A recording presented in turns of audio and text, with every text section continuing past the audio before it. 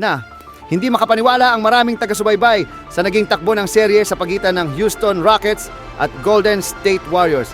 Ayon sa mga game analysts at pre-series predictions, inaasahang matatapos na ang laban sa Game 6 pabor sa Warriors, ngunit taliwas sa inaasahan, lumaban ng buong puso ang Rockets at pinilit ang isang matinding Game 7 kahit ibinuhos na ni Stephen Curry ang lahat ng kanyang makakaya.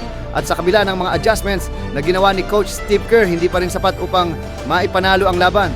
Sa ikalawang quarter pa lang, ramdam na ang hirap ng Warriors, lalo't tinake over na ni Steven Adams ang depensa sa ilalim. Halos walang nagawa si Draymond Green sa paint. Hindi rin nila nakuha ng Warriors ang kanilang ritmo at kahit sa ikatlong quarter ay hindi pa rin nila mapantayan ang lamang ng Rockets. Nang umabot sa ikaapat na quarter, agad na lumubo sa 4 na puntos ang kalamangan sa pamumuno ni Fred VanVleet na nag-init sa opensa. Sunod-sunod ang pasok ng kanyang mga tira. Malinaw na nakuha na ng Rockets ang play ng Warriors at matagumpay nilang na-neutralize si Stephen Curry, ang greatest shooter sa kasaysayan ng NBA. Ang diskarte ng Rockets, buong lakas na depensa upang pigilan si Curry at epektibo itong gumana.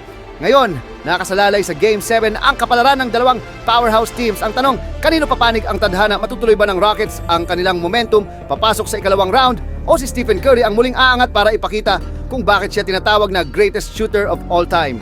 Isang laban na hindi dapat palampasin